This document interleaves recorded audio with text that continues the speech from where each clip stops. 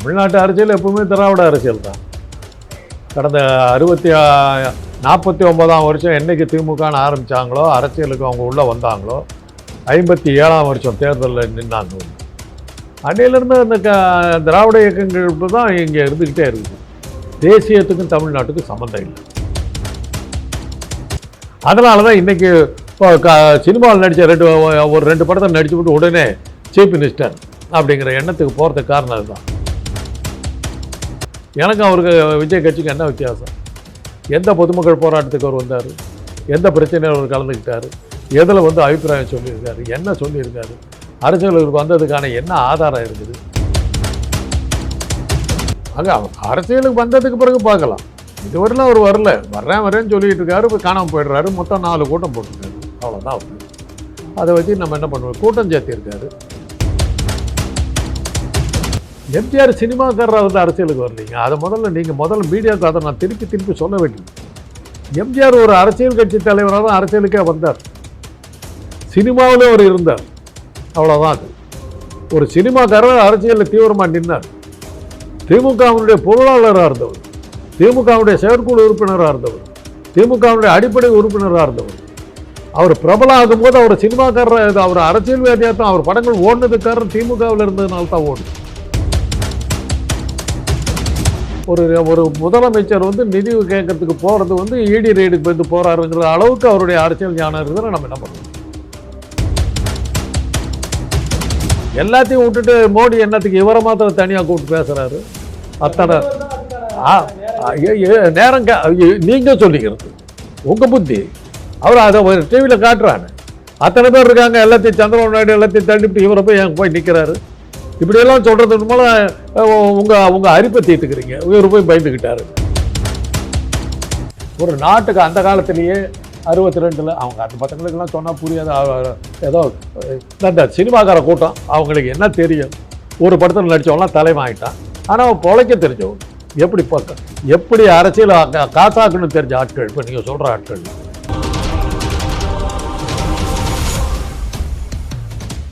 குக்கு செய்தி நேயர்களுக்கு வணக்கம். இன்றைய நேர்காணலில் நம்மோடு இணைந்திருப்பவர் உங்களுக்கு எனக்கு பல்வேறு துறைகளில் உள்ள அனைவருக்கும் தெரிஞ்சிருக்கக்கூடிய ஒருவர் தான் டாக்டர் காந்தராஜ் அவர்கள் நம்மோடு இணைந்திருக்கிறார். அவரிடம் கேட்பதற்கு பல்வேறு கேள்விகள் நம்மோடு உள்ளது. வாருங்கள் கேட்கலாம். வணக்கம். இப்போ தமிழ்நாட்டில் அரசியல் நிலவரங்கள் எப்படி இருக்கு? அதுல தாவேகா புது கட்சியா உருவாயிருக்கு. அதோட நிலைப்பாடுகள்லாம் எப்படி இருக்கு? அதை பற்றி விசாரிக்கிற அளவில் ஏதாவது பிரச்சனைகள் வந்திருக்கா? இல்லை, புதுசாக ஆட்கள்லாம் வராங்கல்ல. யார் புதுசாக யார் வந்திருக்கா? நடிகர் விஜய் அவர்கள் வந்திருக்காரு. இந்த அரசியல் கேட்குறீங்களா? அவ்வளோ மட்டும் பார்க்கலாம். தமிழ்நாட்டு அரசியல் எப்பவுமே திராவிட அரசியல் தான். கடந்த 49ஆம் வருஷம் என்றைக்கு திமுகன்னு ஆரம்பித்தாங்களோ, அரசியலுக்கு அவங்க உள்ளே வந்தாங்களோ, 57ஆம் வருஷம் தேர்தலில் நின்னாங்க. அன்னையிலேருந்து அந்த திராவிட இயக்கங்கள் தான் இங்கே இருந்துக்கிட்டே இருக்குது. தேசியத்துக்கும் தமிழ்நாட்டுக்கும் சம்மந்தம் இல்லை. நம்ம இருக்கிற தேசியத்தில் இருக்கிறோமே ஒழிய, என்றைக்கு யார் ஆட்சிக்கு வந்தாலும், ஒன்றியத்தில் இருக்கிற யாராக இருந்தாலும் தமிழ்நாட்டுக்கு ஒரு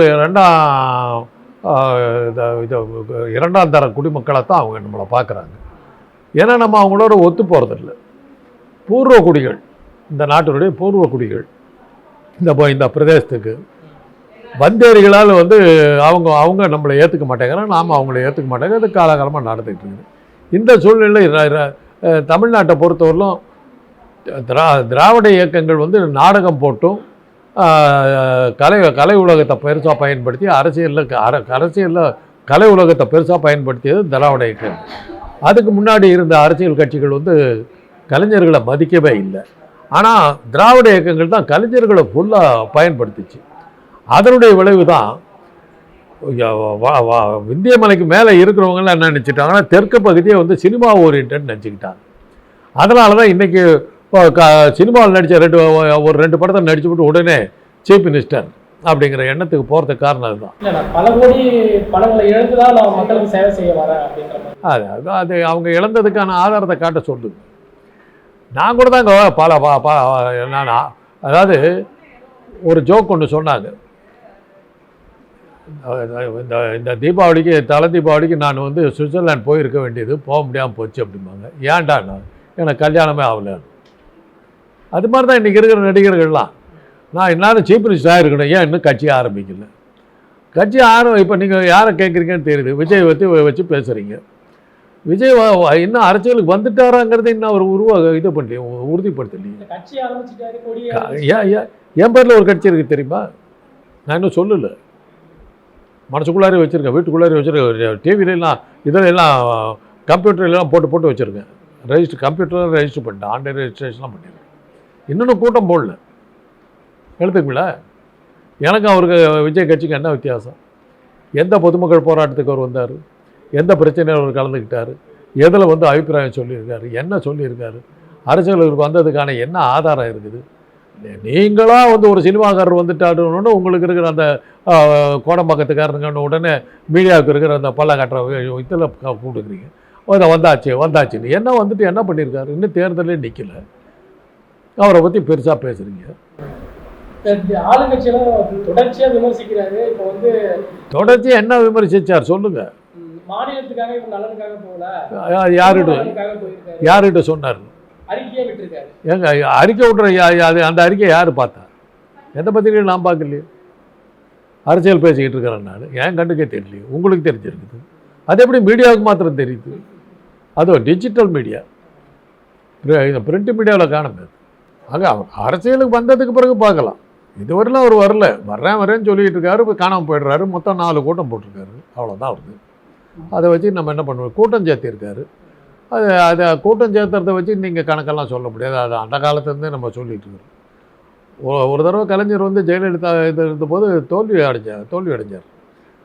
கலைஞருக்கு கூட்டம் ஜெயலலிதாவுக்கு வந்த போல் 4 பங்கு கூட்டம் அவ்வளோ தூரத்துக்கு வெற்றியை உறுதிப்படுத்திக்கிட்டு இருந்த நேரத்தில் அந்த கூட்டத்துக்கும் அந்த ஓட்டுக்கும் சம்மந்தமே இல்லாமல் போச்சு. எல்லாரும் அதே கனவு தாங்க. காதல்னு ஒரு படம் ஞாபகம் இருக்கா உங்களுக்கு? பரத்தெல்லாம் நடித்த படம். அதில் ஒருத்தர் சினிமாவில் சான்ஸ் வாங்கி கொடுக்குறேன்னு ஏமாற்றிக்கிட்டு இருப்பார். அவர்கிட்ட ஒரு பையன் கேட்கும் சான்ஸுக்கு, என்னப்பா எப்படி 3 படம் ஹீரோ, அப்புறம் சீஃப் மினிஸ்டர் சார். அதான் எல்லாரும் அடுத்த எம்ஜிஆர் தான். எம்ஜிஆர் சினிமாக்காரராக அரசியலுக்கு வரலைங்க. அதை நீங்கள் மீடியாவுக்கு அதை நான் திருப்பி சொல்ல வேண்டியது. எம்ஜிஆர் ஒரு அரசியல் கட்சி தலைவராக தான் அரசியலுக்கே வந்தார். சினிமாவிலே அவர் இருந்தார், அவ்வளோதான். அது ஒரு சினிமாக்காரர் அரசியலில் தீவிரமாக நின்னார். திமுகவினுடைய பொருளாளராக இருந்தவர், திமுகவுடைய செயற்குழு உறுப்பினராக இருந்தவர், திமுகவுடைய அடிப்படை உறுப்பினராக இருந்தவர். அவர் பிரபலம் ஆகும்போது அவர் சினிமாக்காரர், அவர் அரசியல்வாதியாக தான். அவர் படங்கள் ஓடினதுக்காரர் திமுகவில் இருந்ததுனால தான் ஓடிச்சு. அவர் திமுக ஆளுங்கட்சியாக மாறினதுக்கு பிறகு அந்த தொண்டர்களுக்கு இருந்த உற்சாகம், அந்த ரசிகர்களுக்கு இருந்த உற்சாகம் குறைஞ்சது. நம்ம தான் ஆட்சிக்கு வந்துட்டோமேங்கிற ஒரு மெத்தனம் வந்தபோது அவர் படங்கள் தோல்வி அடைய ஆரம்பிச்சது. தமிழ்நாடு போன்ற படங்கள் ஆளுங்கட்சியாக மாறினதுக்கப்புறம் அந்த ரசிகன் அதை வேகத்தை காட்டல. அதுக்கு முன்னாடி என்ன வரனாலும் நம்ம எதிர்கட்சியாக இருக்கோம், நம்ம தலைவர் படத்தை ஓட வைக்கணும் அப்படிங்கிற ஒரு வெறியில் அந்த படங்கள் ஓடிச்சிக்கிட்டு இருக்கு. சினிமா தன்னுடைய சினிமா தொழிலுக்கு அரசியலை பயன்படுத்திக்கிட்டு இருந்தார். அரசியலை வச்சு தன்னுடைய சினிமாவை ஓட்டினவர் அவர். அவருடைய சினிமாவினால அரசியல் பெருசாக வரல. தன்னுடைய சினிமா ஓடுறதுக்கு தன்னுடைய அரசியலை பயன்படுத்தினார். நாடோடி மன்னெல்லாம் அரசியல் கருத்துக்களை சொல்லி தான் அந்த படம் ஓடிச்சு. நம்ம கொஞ்சம் கொள்கையை சொல்கிறாரு தான் அந்த படம் ஓடிச்சு. அதை சொல்லாமல் இருந்தால் அந்த படம் எப்படி ஓடிருக்கு? அதனால் அவருடைய படங்கள் எடுத்திங்கன்னாக்கா அண்ணா படத்தை காட்டுவார். தன்னுடைய கம்பெனிக்கே அந்த திமுக கொடியை வச்சுக்கிட்டு கம்பெனி முத்திரையை திமுக கொடி தான் வச்சுருந்தார். இந்த மாதிரி அரசியலில் தன்னுடைய சினிமாவுக்கு ப்ரொமோட் பண்ணுறதுக்கு பண்ணுவார். ரிவர்ஸு ஜெயலலிதாவும் சினிமாவில் இருந்தவரெலாம் அரசியலுக்கு வரல. அவங்க சினிமா விட்டு வீட்டுக்கு போயிட்டாங்க. வீட்டில் போய் ரெஸ்ட் எடுத்துக்கிட்டு இருந்தவங்களை இவர் அரசியலுக்கு கூட்டிகிட்டு இது சத்துணவு அமைப்பாளராக போட்டார். அப்படி அரசியல் பதவி வந்ததுக்கு பிறகு தான் அந்த அம்மா அரசியலுக்கு வந்தது, சினிமாக்காரியாக வரல. இதை புரிஞ்சுங்க. இதை புரியாமல் தான் இந்த ஒன்றிய அரசில் இருக்கிற பிஜேபி தமிழ்நாட்டில் இருக்கிற உதிர்ந்து போன காலாவதியான நடிகர்களெல்லாம் கட்சியில் சேர்த்துக்கிட்டு நாசமாக போயிட்டுருக்காங்க. இன்னும் அமித்ஷா அதே நம்பிக்கிட்டு உட்காந்துட்டு. அதனால தான் போய் விஜய் மிரட்டுறதும், ரஜினிகாந்தை மிரட்டுறதும், அஜித்தை மிரட்டுறதும் இப்படியெல்லாம் பண்ணுறதுக்கு காரணம் என்ன? தெற்கு பகுதி போகிற சினிமா ஓரியன்ட் நினச்சிக்கிட்டு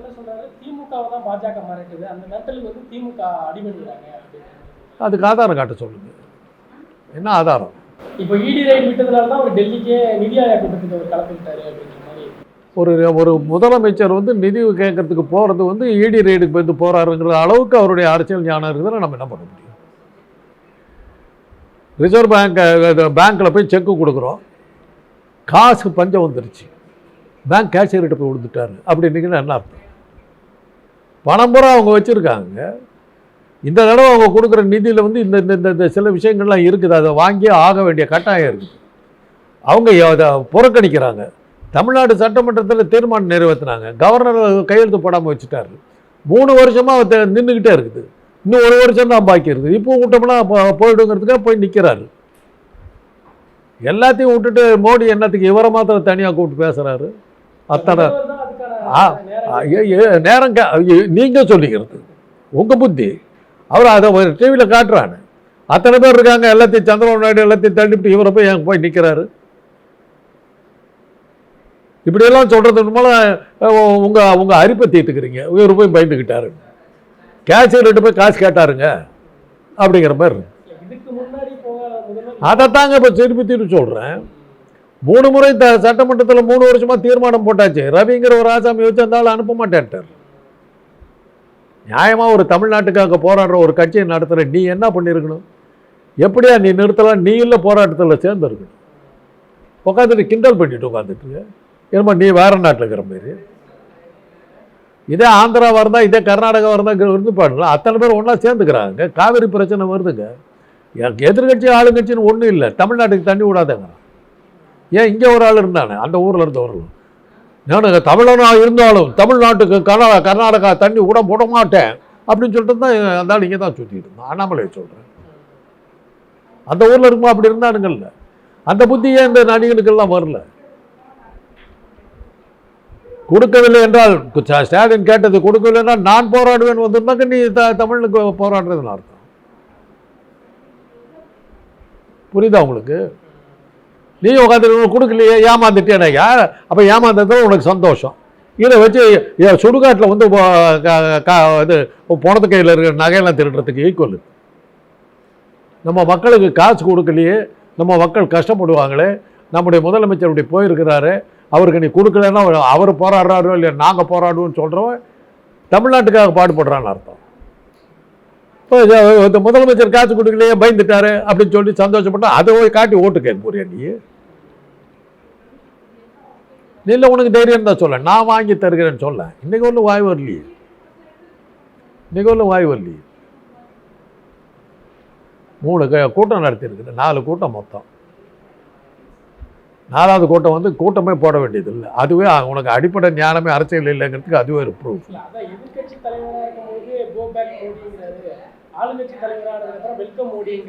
அதைத்தான் சொல்ல வர்றேன். இந்த அடிப்படை ஞானம் இல்லாத ஒருத்தர் ஒரு கட்சி தலைவராக இருக்கிறார். உங்களுக்கு சேர்த்து சொல்கிறேன். எதிர்கட்சியாக இருக்கும்போது நான் எதுக்குறேன், ஆளுங்கட்சியாக இருக்கும்போது பிரைம் மினிஸ்டர் கீழே நான் வேலை பார்க்குறேன். புரியுதா உங்களுக்கு? எடப்பாடி என்ன பண்ணார்னு சொல்லுங்க. அவர் என்ன எதிர்த்து பேசினார்? இன்னைக்கு தமிழ்நாடு மாட்டிட்டு முடிக்கிறதுக்கு போறதுக்கு இவர் ஓகே பண்ணதுனால தான் மாட்டிட்டு முடிக்கிறோம். ஜிஎஸ்டி போட்டாங்க, மற்ற அவங்க பாஜக ஆள்ற மாநிலம் கூட எதிர்த்து பேசுது. உடனடியாக சேருக்கடியில் போய் உட்காந்து தலைவா நீ சொன்னது போட்டாங்க, நீட் தேர்வு நான் நிறைவேற்றுறேன், நீ என்ன கவலைப்படுற?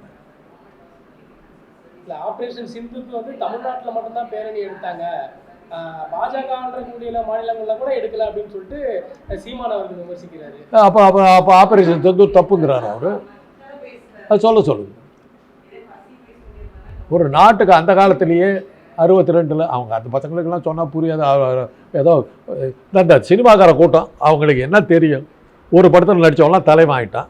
ஆனால் பொழைக்க தெரிஞ்சவங்க, எப்படி அரசியல் காசாக்குன்னு தெரிஞ்ச ஆட்கள். இப்போ நீங்கள் சொல்கிற ஆட்கள்லாம் 62ஆம் வருஷம் சீனா யுத்தம் வந்தது, சீனா ஆக்கிரமிப்பு. அதெல்லாம் உங்களுக்கு தெரியுமா? சீனான்னு ஒரு நாடு இருக்குது, அதாவது தெரியுமா?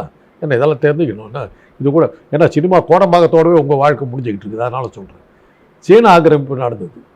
ஏறத்தாழ ஒரு 1000 மைலுக்கு உள்ளே வந்துட்டாங்க.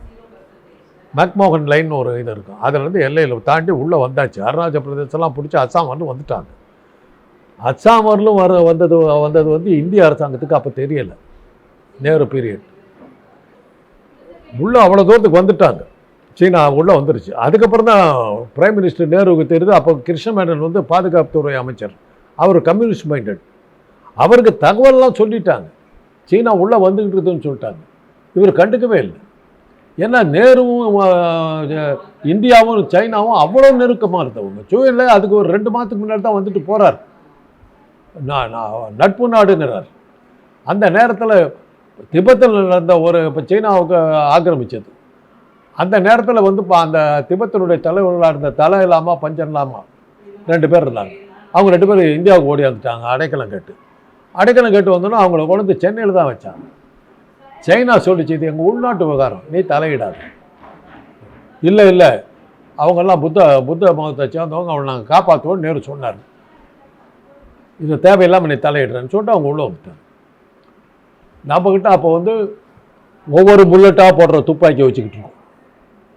அதுதான் நம்ம ஆர்மி. ஒத்த புல்லட்டு போட்டு எத்தனை தடவை சொல்கிறது. அவங்க மெஷின் கன்னை வச்சுட்டு பொடன்னு அடிச்சுக்கிட்டு வராங்க. ஏறத்தாழ தோத்துட்டோம். என்ன பண்ணுறதுன்னு இந்த நிலையில் அமெரிக்கா அன்றைக்கி கை கொடுத்துச்சு. நாம் எந்நேரமும் ரஷ்யா கூட கொலாவிக்கிட்டு இருப்போம். ரஷ்யா வந்து கம்யூனிஸ்ட் நாடுங்கிறதுனால ரஷ்யா காலை வாரி விட்டுச்சு. அமெரிக்கா கை கொடுத்துச்சு. ஐசன்ஹவர் 7th fleet will enter into Indian Ocean. 7th fleetங்கிறது அமெரிக்க கப்பல் படையினுடைய 7வது அங்கம். அது வந்து சைனாவுடைய மொத்த இராணுவத்தை போல் 2 பங்கு பெருசு. 7வது பிரிவு மாத்திரமே சைனாவுடைய மொத்த இராணுவத்தை விட 2 பங்கு பெருசு. அந்த அளவுக்கு யோசிச்சது. வில் என்டர் இன்டு இந்திய மாக்கடலில் 7வது பிரிவு கப்பற்படை உள்ள நுழையும் உடனே சைனா டக்குன்னு வாரம் நிறுத்திச்சு. இன்றைக்கு ஒன்று ஏன் வாரம் நிறுத்திச்சுன்னு ஒரு ஒப்பந்தம் கிடையாது, வாரம் நின்று போச்சு. அந்த டைமில் திராவிட இயக்கங்களை ஒழிச்சு கட்டுறதுக்கு அன்னைக்கு இருந்த காங்கிரஸ்காரர்கள் ஒரு பிளான் பண்ணாங்க. நாடு இப்படி இருக்கிறது அப்படின்னும் போது பிரிவினை கேட்பவர்கள்லாம் கைது செய்ய வேண்டும், அரசு அந்த இதையே கட்சியவே தடை செய்ய வேண்டும்னு அந்த அந்த அந்த இடத்துல தமிழ்நாட்டில் இருக்கிற காங்கிரஸ்காரங்க வேகமாக நின்னாங்க. அண்ணா ரொம்ப சாதாரணமாக சொன்னார், எல்லையிலே தொல்லை, அந்நிய நாடு படையெடுத்து வந்திருக்கிறது. இந்த நேரத்தில் சொந்த நாடாக நம்ம இன்னும் இந்திய நாட்டில் நாம் இருப்பதால் இந்திய நாட்டினுடைய கரத்தை பலப்படுத்த வேண்டிய காரணத்தால் திராவிட நாடு கோரிக்கையை நாம் ஒத்தி வைக்கிறோம். எதற்காக திராவிட நாடு கேட்கிறோமோ அந்த காரணங்கள் அப்படியே இருக்கின்றன. இந்தந்த காரணங்களால் எங்களை நாட்டை பிரித்து கூட நாங்கள் கேட்குறோம். அந்த காரணம் இன்னும் அப்படியே தான் இருக்குது. ஆனால் இன்றைக்கி மொத்த நாடுமே ஆபத்தில் இருக்கும்போது இந்த பிரிவினையை கேட்டு இன்னும் பலவீனப்படுத்தக்கூடாதுங்கிறதுக்காக நாம் நம்முடைய ஒற்றுமையை காட்டணுங்கிறதுக்காக நாங்கள் உங்களோட சேர்றோம். இந்த பிரிவினையை வந்து இந்த சீனாவை வந்து நம்ம எதிர்ப்போம் சொல்லி இது பண்ணதுடைய விளைவு அன்னைக்கு இருந்த சினிமா நட்சத்திரங்கள் சிவாஜி அவர்கள் தலைமையில் கலைஞர்கள்லாம் ஒன்றா சேர்ந்து எல்லைக்கு போய் நம்முடைய இராணுவத்தினர்களுக்கு இதெல்லாம் உற்சாகம் மூட்டி நிகழ்ச்சிகள்லாம் நடத்தினாங்க. உடனே என்ன சொன்னாங்க, அப்போ இதே மாதிரி தான் அதே சினிமாக்கார கூட்டம் வந்து திராவிட நாடு இளவு, அதாவது திராவிட நாடு சேர்த்து போச்சான், இளவு வச்சு ஒப்பாரி வச்சாங்க. இவங்களுக்கு நாடு போகிறத பற்றி இல்லை, திமுக போகிறது தான் இவங்க கண்ணில் இருக்குது. சைனாக்காரன் பிடிச்சா கூட பரவாயில்ல, திமுக ஜெயிக்கூட தான் இருந்தாங்க. அப்படி பண்ணதுனால தான் திராவிட இயக்கங்கள் வளர்ந்தது. இன்றைக்கி வந்து நீங்கள் சொல்கிறீங்களே எதிர்கட்சி தலைவராக இருக்கும்போது எதிர்கட்சிங்கிற முறையில் ஒரு கோபேக் மோடிங்கிறார். சீஃப் மினிஸ்டராக இருக்கும்போது மோடியை வரவேற்க பிரைம் மினிஸ்டர் ரிசீவ் பண்ணுறார். He is not receiving Modi. புரிஞ்சுக்கிட்டீங்களா அர்த்தம்? மோடிங்கிற பிஜேபி தலைவர் எதிர்த்து அன்னைக்கு திமுகவுடைய தலைவராக இருக்கிற ஸ்டாலின் கோபேக் மோடின்னு போட்டார். இன்னைக்கு பிரதம மந்திரியாக இருப்பவரை தமிழ்நாடு முதலமைச்சர் வரவேற்கிறார். இந்த வித்தியாசத்தை முதல்ல அந்த பள்ளிக்கூடத்துலேருந்து வந்த அந்த சிறுவர் இருக்கார், இன்றைக்கி அரசியலுக்கு வந்து 4 மீட்டிங் நடத்தியிருக்காரு, அவர்கிட்ட சொல்லுது. இதை அடிப்படையை முதல்ல தெரிஞ்சுக்கிட்டாருன்னா அரசியல் வரத்துக்கு ஈஸியாக இருக்கும். உங்களுக்கு சேர்த்து சொல்லுங்கள். பல்வேறு கேள்விகளுக்கு பதிலளித்ததுக்கு நன்றி.